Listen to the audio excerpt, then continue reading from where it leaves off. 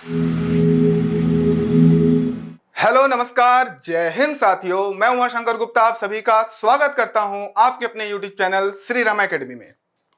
साथियों, आज के इस लेक्चर में हम लोग एक बहुत ही महत्वपूर्ण टॉपिक जिसका नाम है भारत शासन अधिनियम 1919 को विस्तार से चर्चा करेंगे, जो कि एग्जाम पॉइंट ऑफ व्यू से बहुत ही इंपॉर्टेंट होता है। इस जो टॉपिक है हमारा भारत शासन अधिनियम, इससे हमेशा क्वेश्चंस बनते आए हैं और हमेशा बनेंगे। और एक चीज मैं आज आप लोगों को गारंटी देता हूं कि इस एक लेक्चर को देखने के बाद आपको और कहीं से देखने की जरूरत नहीं पड़ेगी। तो आइए शुरू करते हैं भारत शासन अधिनियम 1919। साथियों, भारत का संवैधानिक विकास, भारत के संवैधानिक विकास के क्रम में एक महत्वपूर्ण सीढ़ी था भारत शासन अधिनियम 1919। क्या होता है संवैधानिक विकास? संविधान जो हमारे भारत का 1950 में लागू किया गया था, उसके निर्माण के पीछे एक बहुत लंबी प्रक्रिया चली, जिसमें एक सीढ़ी थी भारत शासन अधिनियम। तो संविधान के निर्माण के लिए जो अधिनियम्स आए 1773 से लेकर के 1935 तक, ये सारी सीढ़ियां ही भारत के संविधान का विकास क्रम है। कितनी बात समझ में आ रही है? तो अब हमारे जो 1919 का अधिनियम है, उसे अन्य किन नामों से जाना जाता है, ये चीज आप पहले समझ लीजिए। तो पहला है 1919 का अधिनियम, एक्ट ऑफ 1990। इसका जो वास्तविक नाम है, इसे आप लोग याद रखेंगे, भारत शासन अधिनियम 1919, गवर्नमेंट ऑफ इंडिया एक्ट 1919। इसे एक और नाम से जाना जाता है मॉन्टेग्यू चेम्सफोर्ड सुधार, मॉन्टेग्यू चेम्सफोर्ड रिफॉर्म्स। क्यों कहा जाता है अभी देखेंगे, ठीक। उससे पहले अधिनियम, ये जो वर्ड है, ये क्या होता है? एक्ट। आपके सिलेबस में पूरा का पूरा 10th यूनिट जो है आयोग दिया गया है, उसमें बहुत सारे आयोगों को अधिनियम के द्वारा पारित किया गया है। क्या होता है एक्ट? क्या होता है बेसिकली? तो साथियों, आज हमारे देश में कोई भी एक्ट या अधिनियम बनाने से पहले क्या होता है, सबसे पहले हम लोग दोनों सदनों में, संसद में, लोकसभा और राज्यसभा में इसे पारित करते हैं। कोई भी एक बिल को लाते हैं और उस बिल को पारित करते हैं। पारित करने के बाद राष्ट्रपति का साइन लगता है, और जैसे ही राष्ट्रपति साइन कर देता है तो उसके बाद वो बिल अधिनियम एक्ट में परिवर्तित हो जाता है। तो क्या ब्रिटिश के समय 1919 के समय पे भी ऐसा होता था? तो यस, ऐसा ही होता था। ब्रिटिश पार्लियामेंट जो कि लंदन में हुआ करती है और अभी भी होती है और पहले भी हुआ करती थी, वहां पे भी दो सदन थे, निम्न सदन, उच्च सदन। वहां पे क्या नाम था? हाउस ऑफ लॉर्ड्स और हाउस ऑफ कॉमन्स। इन दोनों सदनों में बिल को पेश किया जाता था, पारित किया जाता था। देन महारानी के साइन के बाद वो बिल जो है एक्ट में बदलता था, एंड उस एक्ट को भारत में ला करके इंप्लीमेंट किया जाता था। यहां पे जो वायसराय हुआ करते थे, उनके द्वारा इसे पूरे भारत में इंप्लीमेंट किया जाता था। तो आपको समझ में आ रहा है अधिनियम क्या है, ठीक। आगे बढ़ते हैं। मॉन्टेग्यू चेम्सफोर्ड सुधार। अब यहां पे मॉन्टेग्यू कौन है, चेम्सफोर्ड कौन है, इसे समझिए। मॉन्टेग्यू बेसिकली 1919 में भारत सचिव हुआ करते थे, सेक्रेटरी ऑफ इंडिया, ये है मॉन्टेग्यू, सेक्रेटरी ऑफ इंडिया। और जो चेम्सफोर्ड थे, वो थे वायसराय ऑफ इंडिया, भारत के वायसराय 1990 में हुआ करते थे, ठीक। अब जो वर्ड सचिव है, सेक्रेटरी है, इसका जो निर्माण है, जब 1857 की क्रांति हुई थी, उसके एक साल के बाद जो अधिनियम आया था 1858 का, उसमें इस सचिव को बनाया गया था, ठीक। तो सचिव कब आया? सेक्रेटरी ऑफ इंडिया 1858 के अधिनियम में। इसका मेन काम क्या है? इसका मेन काम है ब्रिटिश पार्लियामेंट जो कि लंदन में, ब्रिटिश में है, उसमें भारत से संबंधित जितनी भी छोटी से बड़ी बातें हुआ करती हैं, या भारत में कुछ भी सुधार लाना है, या भारत में कोई भी बात, भारत से संबंधित कोई भी बात है, तो ब्रिटिश पार्लियामेंट के समक्ष कौन रखता था? सचिव। जो सचिव पद है इसीलिए बनाया गया था जो भारत से संबंधित सभी बातों को ब्रिटिश पार्लियामेंट के समक्ष रखता था। क्या इतनी बात समझ में आ रही है?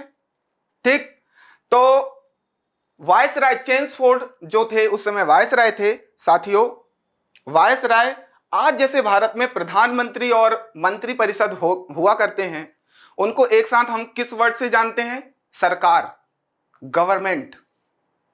ठीक, तो उस समय वायसराय और उसकी कार्यकारिणी जो सदस्य थी, कार्यकारिणी सदस्य, इनको मिलाकर के क्या बोलते थे? सरकार। क्योंकि गवर्नमेंट, क्योंकि यही पूरे देश पे रूल कर रहे हैं। ठीक, कोई भी नियम कानून क्या होने चाहिए, क्या नहीं होने चाहिए, कैसे लागू करना है, यही करते थे, है ना। तो आज जैसे हमारा सरकार गवर्नमेंट है, वैसे ही सरकार जो हुआ करता था वायसराय और उसकी कार्यकारिणी सदस्य को मिला करके हुआ करता था। ठीक, आगे बढ़ते हैं।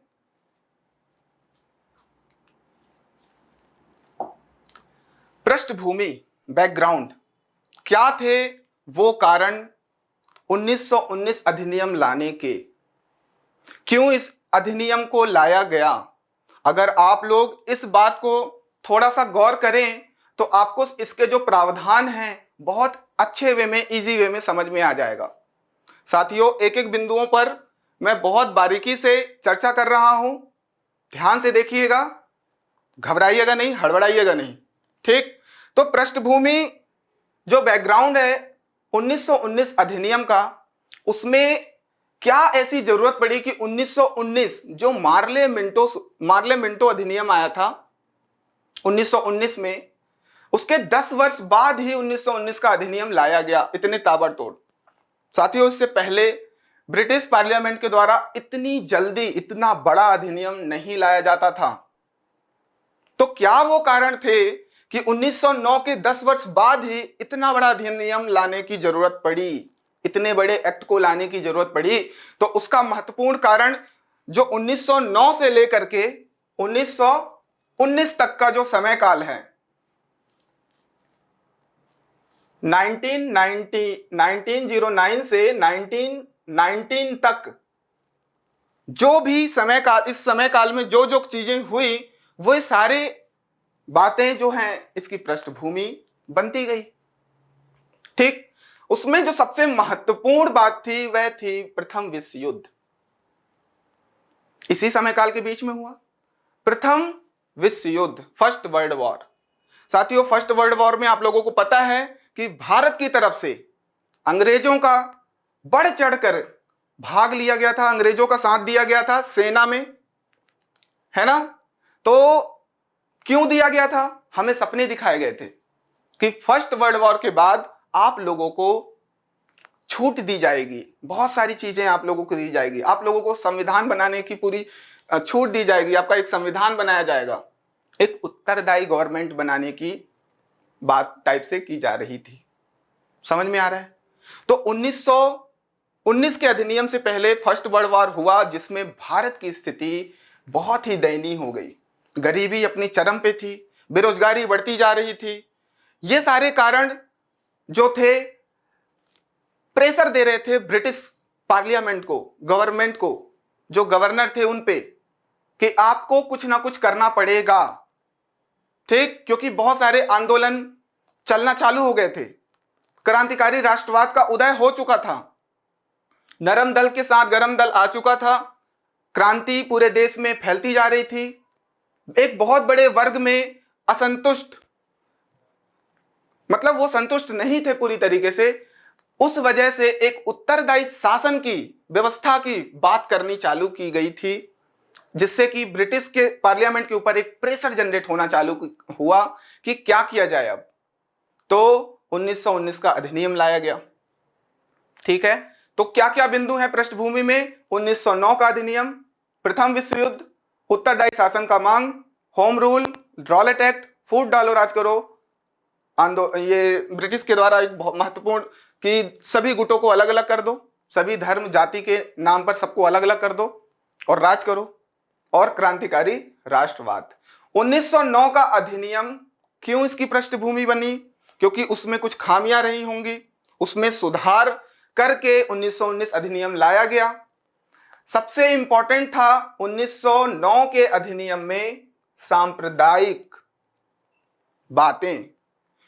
मुस्लिम, आप लोगों को पता है कि मुस्लिमों के लिए अलग से पृथक निर्वाचन की बात की गई थी 1909 में, और उन्हें ये दे भी दिया गया था। तो बाद में जो अलग वर्ग हैं, जैसे कि सिख, आंग्ल, भारतीय, ईसाई, ये भी अपने आप को माइनॉरिटी शो करने लग गए और बोलते हैं कि हमें भी पृथक निर्वाचन चाहिए। इसलिए हम लोग बोलते हैं कि 1909 का अधिनियम महत्वपूर्ण बैकग्राउंड है 1919 के लिए। समझ रहे हो? अब देखो, पृष्ठभूमि हम लोग समझ रहे हैं तो हमको प्रावधान भी समझ में आते गए चले जा रहे हैं। 1919 के मतलब 1919 के अधिनियम में मतलब ये प्रावधान होगा ही कि एक पृथक निर्वाचन की व्यवस्था की गई, जिसमें आंग्ल भारतीयों, ईसाइयों और सिखों को पृथक निर्वाचन दिया गया। आ रहा समझ में? उसके बाद प्रथम विश्व युद्ध आपको बता ही दिया, उत्तरदायी शासन की मांग की गई, जिसके लिए होम रूल आंदोलन 1916 में की गई, जिसकी स्थापना भारत में एनी बेसेंट के द्वारा किया गया। एनी बेसेंट बेसिकली आयरलैंड की थी, ठीक। बाद में बाल गंगाधर तिलक के द्वारा भी होम रूल को आगे बढ़ाया गया, ठीक। तो होम रूल से महात्मा गांधी के द्वारा, कांग्रेस के द्वारा एक प्रेशर जनरेट किया गया कि आपको एक उत्तरदायी शासन की व्यवस्था करनी पड़ेगी। उत्तरदायी शासन की व्यवस्था कहने का मतलब ब्रिटिश जो गवर्नमेंट है, जिसमें वायसराय उसकी कार्यकारिणी है, उसके सदस्यों में भारतीयों का होना, यह होता है उत्तरदायी। भारतीय होंगे तभी तो कोई बात वहां तक पहुंचेगी, तभी तो हमारी बात मानी जाएगी, ठीक है। तो होम रूल कब आया? 1916 में।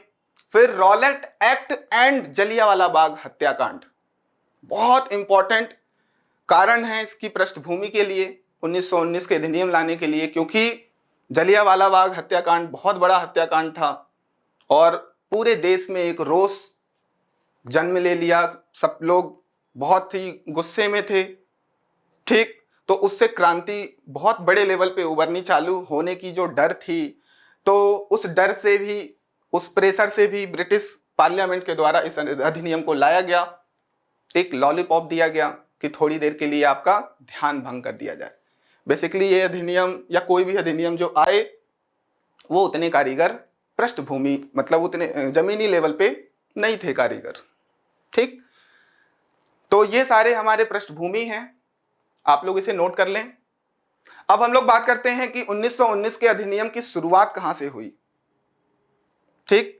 तो 20 अगस्त 1917 को भारत सचिव ने ब्रिटिश संसद में एक घोषणा करते हैं कि भारत में उत्तरदायी शासन होना चाहिए। पहली बार किसी अधिनियम में या पहली बार पूरे ब्रिटिश काल में उत्तरदायी शासन व्यवस्था की बात ब्रिटिशों के द्वारा की जा रही है। तो यह प्रश्न बनेगा, किस अधिनियम के द्वारा उत्तरदायी शासन व्यवस्था की बात की गई थी पहली बार? तो आप बोलोगे 1919 का अधिनियम, भारत शासन अधिनियम 1919। तो क्या हुआ था? जो हमारे सचिव थे, क्या नाम है हमारा सचिव का? मॉन्टेग्यू। वो ब्रिटिश पार्लियामेंट में एक घोषणा करते हैं कि यहां भारत में एक उत्तरदायी शासन होना चाहिए, और वो उसके बाद भारत आते हैं, पूरे भारत में दौरा करते हैं। किसके साथ? वायसराय के साथ। कौन थे वायसराय? चेम्सफोर्ड। उनके साथ भारत भ्रमण करते हैं, स्थिति का जायजा लेते हैं और उसके बाद एक रिपोर्ट बनाते हैं। उस रिपोर्ट को ब्रिटिश पार्लियामेंट के समक्ष लेके जाते हैं और 1918 में इस प्रस्ताव को प्रकाशित किया जाता है। बाद में इन्हीं रिपोर्ट के आधार पर 1919 का अधिनियम तैयार किया जाता है, ठीक। ब्रिटिश पार्लियामेंट में लागू करते हैं, महारानी का हस्ताक्षर होता है और उसे भारत में भेज दिया जाता है इंप्लीमेंटेशन के लिए, ठीक है। तो यहां से शुरुआत हुई अब आगे बढ़ते हैं, प्रमुख प्रावधान। तो प्रावधानों को बताने से पहले आप लोगों को मैं बता दूं कि आप लोग इसका पहले स्क्रीनशॉट ले लो। मैंने बहुत ही कम शब्दों में एक पेज में जितने महत्वपूर्ण प्रावधान हो सकते हैं उन्हें मैं यहां लेकर के आया हूं। ठीक है, एक एक करके हम लोग डिटेल में थोड़ा सा बात करेंगे, चर्चा करेंगे आगे। पहले आप लोग स्क्रीनशॉट ले लो। ठीक, इंग्लिश मीडियम वाले जो हैं यहां से स्क्रीनशॉट ले लें। बायलिंगुअल में लेके आया हूं, कोई दिक्कत नहीं है। ठीक, चलिए, तो पहला क्या पॉइंट है हमारा, केंद्र में पहली बार द्विसदनीय व्यवस्था की शुरुआत। पहली बार द्विसदनीय व्यवस्था आई केंद्र सरकार में। कहने का मतलब इसके पहले क्या एक सदन था? बिल्कुल। 1919 अधिनियम के तहत ही केंद्र में पहली बार द्विसदनीय व्यवस्था की बात की गई, व्यवस्था लाई गई। इसको हम लोग थोड़ा सा चर्चा करते हैं कैसे। देखिए, 1919 के अधिनियम के तहत केंद्रीय स्तर पर केंद्रीय विधानमंडल थी, उसे हमने दो पार्ट में डिवाइड किया, दो सदन बनाया। एक था निम्न सदन लोअर हाउस और एक था उच्च सदन अपर हाउस। इसको बोलते हैं सेंट्रल लेजिस्लेचर, सेंट्रल लेजिस्लेचर। ठीक, अब उच्च सदन को हम लोग क्या बोलते हैं? अभी हम लोग उच्च सदन को क्या बोलते हैं? राज्यसभा। और निम्न सदन को क्या बोलते हैं? लोकसभा। अभी भी हमारा जो सेंट्रल लेवल पे जो सरकार है उसके दो हाउसेस हैं, संसद दो पार्ट में है, लोकसभा और राज्यसभा। ये 1919 में पहली बार द्विसदनात्मक हुआ था। क्या नाम था उच्च सदन का? राज्य परिषद। और क्या नाम था निम्न सदन का? केंद्रीय विधानसभा। इंग्लिश में state council and central assembly. ठीक, कितने मेंबर थे? 60। क्या टेन्योर था? कार्यकाल कितना था? 5 वर्ष। किसमें? अपर हाउस में। और लोअर हाउस में 145 मेंबर्स थे, सदस्य थे, और इनका जो कार्यकाल था वो 3 वर्ष था। क्या समझ में आया? ठीक है, तो पहली बार केंद्र में द्विसदनात्मक व्यवस्था लाई गई, दो सदन बनाए गए। और ये किस अधिनियम के तहत? 1919 के अधिनियम के तहत। बहुत इंपॉर्टेंट क्वेश्चन। आगे बढ़ते हैं।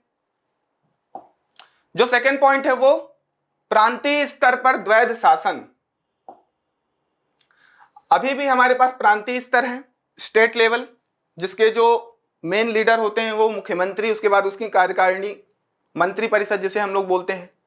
तो स्टेट लेवल पे क्या लाया गया पहली बार? द्वैध शासन। क्या होता है द्वैध शासन? Dual governance, dyarchy. ठीक, मतलब दो तरीके से सरकार को काम करने के लिए मतलब प्रेरित किया गया। इसमें जो महत्वपूर्ण पॉइंट है इसे आप लोग याद कर लो कि 1919 अधिनियम के तहत जो द्वैध शासन लाया गया था उसके जनक कौन है? तो लियोनिस कार्टिस हैं। बहुत ही इंपॉर्टेंट है question, exam point of view से याद कर लेंगे।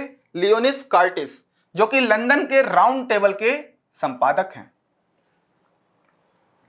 ठीक है, तो द्वैध शासन, डायआर्की या डुअल रूल, 1919 अधिनियम के तहत स्टेट लेवल पे डायआर्की लाई गई, डुअल रूल लाया गया, द्वैध शासन लाया गया। इसमें क्या किया गया? इसमें विषयों को बांट दिया गया। कुछ आरक्षित विषय बना दिए गए और कुछ हस्तांतरित विषय बना दिए गए। ये याद रखो बच्चों, ये जो द्वैध शासन है स्टेट लेवल पे जो गवर्नमेंट है, जहां के जो मेन लीडर गवर्नर हुआ करते हैं, वायसराय जो हैं पूरे भारत के वायसराय हैं, वो मेन लीडर है। समझ में आ रहा है? लेकिन स्टेट लेवल पे, प्रांतीय स्तर पर, प्रोविंशियल लेवल पे जो मेन लीडर हुआ करता था वो गवर्नर था। तो उसके क्या कार्य थे? उसके आरक्षित विषय में देख लेते हैं क्या कार्य थे। एक वित्त था, रक्षा था, संचार, गृह, ईटीसी। साथियों आप लोगों को पता ही है फाइनेंस बहुत इंपॉर्टेंट। उसके बाद रक्षा, उसके बाद संचार और होम मिनिस्ट्री, गृह। ये जितने इंपॉर्टेंट विषय थे उसे आरक्षित विषयों में डाल दिया गया, रिजर्व सब्जेक्ट में डाल दिया गया। इसमें क्या है और इसमें क्या अंतर है? तो आरक्षित विषय वे विषय हैं जिसमें गवर्नमेंट के वे सब्जेक्ट्स आते हैं, वे विषय आते हैं जो आरक्षित हैं गवर्नर के लिए। वो उत्तरदायी नहीं होगा विधान परिषद के लिए कि जवाब दे, उसका जो मन करेगा, जो भी डिसीजन लेना होगा वो लेगा। वो आरक्षित किसके लिए है? गवर्नर के लिए। ये सब आरक्षित विषय हैं। फाइनेंस से रिलेटेड कुछ भी कर सकता है, सिक्योरिटी से रिलेटेड कुछ भी कर सकता है, कम्युनिकेशन से रिलेटेड कुछ भी कर सकता है और होम मिनिस्ट्री से रिलेटेड कुछ भी कर सकता है। परंतु जो ये हस्तांतरित विषय हैं, ट्रांसफर्ड सब्जेक्ट हैं, उसके लिए ये उत्तरदायी होगा, विधान परिषद के लिए प्रति उत्तरदायी होगा। उसमें कौन से विषय रखे गए? शिक्षा, स्वास्थ्य, कृषि, स्थानीय स्वशासन, etc। ये उतने महत्वपूर्ण नहीं थे, इसलिए ये हस्तांतरित विषय में रख दिया गया। लेकिन अल्टीमेट डिसीजन लेगा कौन? गवर्नर, चाहे उत्तरदायी हो चाहे ना हो। समझ रहे हो कि सिर्फ दिखाने के लिए है सब कुछ, करना सब उन्हीं को है। तो आई होप समझ में आ गया द्वैध शासन। द्वैध शासन का मतलब है दो तरफा सरकार को चलाने का तरीका, दो तरीके से सरकार को चलाने का तरीका। एक हस्तांतरित विषय में और एक आरक्षित विषय में इसे बांट दिया गया। इंग्लिश मीडियम देख लेंगे, ट्रांसफर सब्जेक्ट्स, रिजर्व सब्जेक्ट्स। इसमें हमने education, health, agriculture, local government डाला और finance, defence, communication, home reserve subjects में डाल दिया। क्लियर हो गया होगा? ठीक। तो हमने दो चीजें पढ़ी, दो प्रावधान। केंद्रीय स्तर पर द्विसदनात्मक, स्टेट लेवल पर हमने द्वैध शासन देखा, डायरकी देखा।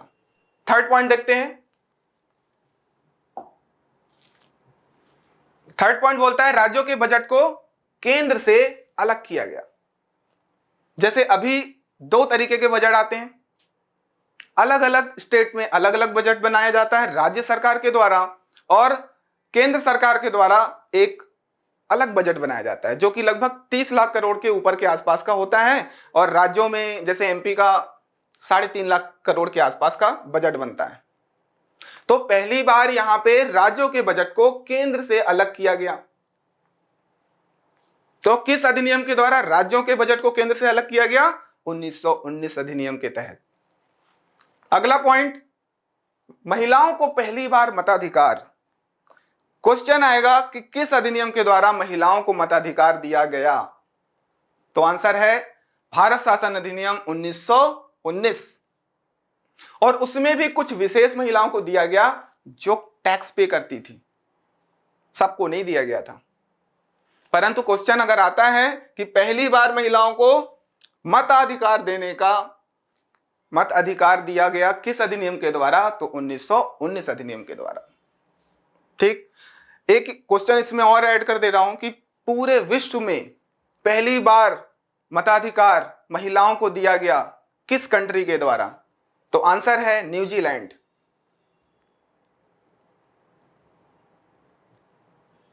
न्यूजीलैंड में पहली बार महिलाओं को मताधिकार दिया गया था पूरे विश्व में। ठीक। अगला पॉइंट है सांप्रदायिक निर्वाचन प्रणाली का विस्तार। साथियों, सांप्रदायिक जो निर्वाचन है उसकी शुरुआत कहां हो गई थी? 1909 में। मुसलमान वर्ग को एक पृथक निर्वाचन दिया गया था और उसी के आधार पर अन्य वर्ग भी इसकी डिमांड करना चालू कर दिए। तो यहां पे उन्हीं डिमांड्स को पूरा करते हुए सिखों को, आंग्ल भारतीयों को, भारतीय ईसाइयों को भी निर्वाचन प्रणाली में अलग से पृथक निर्वाचन दिया गया। ठीक। अगला देखते हैं, वायसराय की कार्यकारिणी में कम से कम 3 भारतीय सदस्य होंगे। 1909 में एक हुआ करता था, अब इसका विस्तार करने की डिमांड हुई। क्यों हुई? क्योंकि उत्तरदायी शासन व्यवस्था की डिमांड है, और उत्तरदायी शासन व्यवस्था तभी आ सकती है जब वायसराय की कार्यकारिणी में भारतीय होंगे। ठीक। अगला देखते हैं स्थानीय स्वशासन पर बल। लोकल गवर्नेंस पर बहुत बल दिया गया। निम्न स्तर से भारतीयों को जोड़ने की कोशिश की गई। निम्न स्तर पर जो गवर्नेंस है, अगर वहां पे भारतीय कार्य करना चालू कर देंगे, वहां के गवर्नेंस में अगर भारतीय आ जाएंगे तो कम से कम काम चालू तो होगा, फिर धीरे धीरे स्टेट लेवल पर, फिर सेंट्रल लेवल पर। लेकिन यहां स्थानीय स्वशासन पर बल दिया गया कि आप यहां पे कार्य करो। परंतु जो वित्त है स्थानीय स्वशासन में, कुछ भी बनाना है, रोड बनाना है, कहीं हैंडपंप लगवाना है, तो आपको पैसे लेने वायसराय के पास, गवर्नर के पास जाना पड़ेगा कि हमें पैसे चाहिए। कहने का मतलब है सिर्फ बातें हो रही हैं, पर क्वेश्चन आएगा तो आपको लिखना पड़ेगा। फिर उसके बाद बहुत ही इंपॉर्टेंट पॉइंट है, सिविल सेवकों की भर्ती के लिए लोक सेवा आयोग के गठन का प्रावधान। लोक सेवा आयोग के गठन का प्रावधान किस अधिनियम के तहत किया गया? तो भारत शासन अधिनियम 1919, यूपीएससी, जिसके गठन को कब किया गया? 1926 में, 1 अक्टूबर 1926 को यह आयोग गठित किया गया, जिसके जो पहले अध्यक्ष कौन है? Ross Barker. रॉस बार्कर इसके पहले अध्यक्ष हैं। अब एक क्वेश्चन इसमें और ऐड करो कि किस समिति का गठन किया गया था लोक सेवा आयोग के गठन के लिए? ठीक, क्वेश्चन समझ रहे हो कि लोक सेवा आयोग के गठन के लिए किस समिति का गठन किया गया था? तो उसका नाम है ली आयोग, जिसको 1923 में गठित किया गया था। और इसी के तहत यूपीएससी आयोग को बनाया गया, यूपीएससी आयोग गठित किया गया। ठीक है, आप लोग इसमें एक चीज और ऐड कर लो कि ली आयोग को एक और नाम से जाना जाता है, जिसको बोलते हैं रॉयल आयोग, रॉयल कमीशन। ठीक है, अगला पॉइंट साथियों, ये सिविल सेवा, ये लोक सेवा आयोग, आप लोग कमीशन वाला जो यूनिट है उसमें डिटेल में पढ़ोगे। ठीक, अगले पॉइंट को देखते हैं, 9th पॉइंट, केंद्रीय सूची एवं राज्य सूची के विषयों को अलग किया गया। अभी बात कर रहे हैं कि केंद्र की सूची अलग, राज्य की सूची अलग। 1935 का अधिनियम जब हम पढ़ेंगे तो वहां पे विस्तार से चर्चा करेंगे कि कितने सब्जेक्ट उसमें डाले गए, कितने सब्जेक्ट उसमें। इसमें इतना ज्यादा क्लियर नहीं किया गया। तो आपको सिर्फ इतना याद रखना है कि केंद्रीय सूची एवं राज्य सूची के विषयों को पहली बार किस अधिनियम के तहत अलग किया गया था, तो आप बोलोगे 1919 का अधिनियम। ये हमारे 9 पॉइंट हो गए। मैंने पहले आपको जो स्क्रीनशॉट आपको बोला था, उन्हीं पॉइंट्स के हेडिंग्स वहां पे हैं। यहां पे हम लोग इसे थोड़ा सा डिटेल में पढ़ रहे हैं।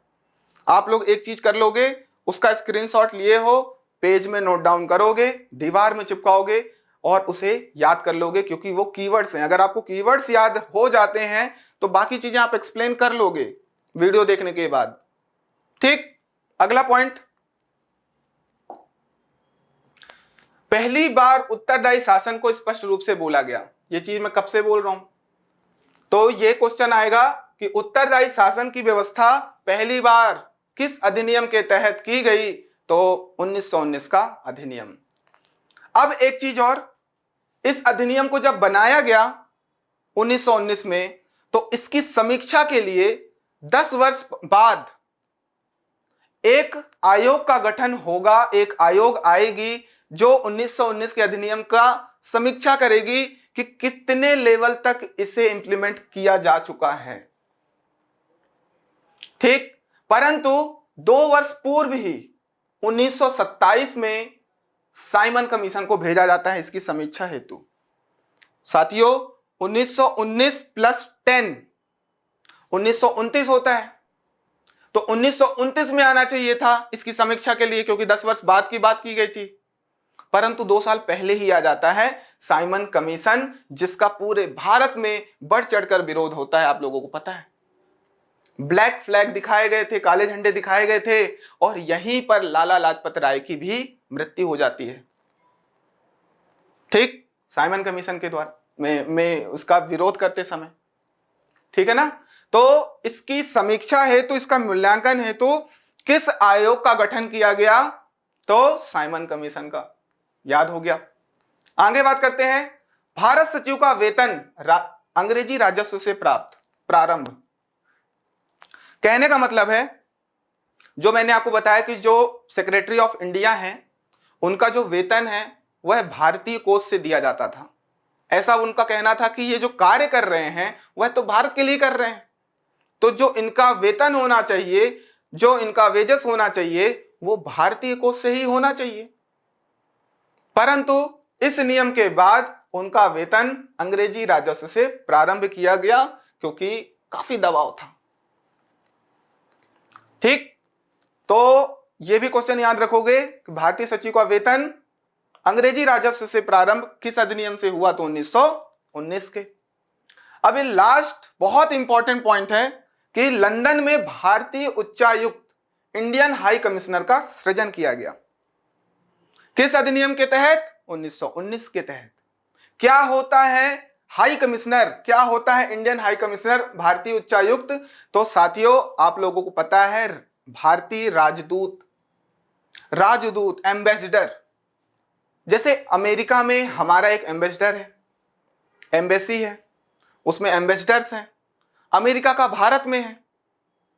ठीक, तो जितने कॉमनवेल्थ कंट्रीज हैं, कॉमनवेल्थ कंट्रीज वे कंट्रीज होते हैं जिसमें ब्रिटिश कॉलोनीज हुआ करती थी, ब्रिटिश का अधिकार था। तो उन सभी कंट्रीज में इंडियन हाई कमिश्नर के नाम से जाना जाता है। किसको? राजदूत को।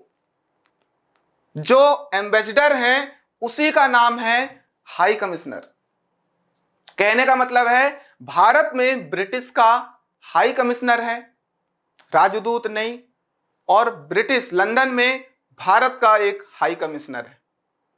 राजदूत वर्ड वहां नहीं बोला जाता है। क्या इतनी बात समझ में आ रही है? राजदूत को ही हाई कमिश्नर बोला जा रहा है।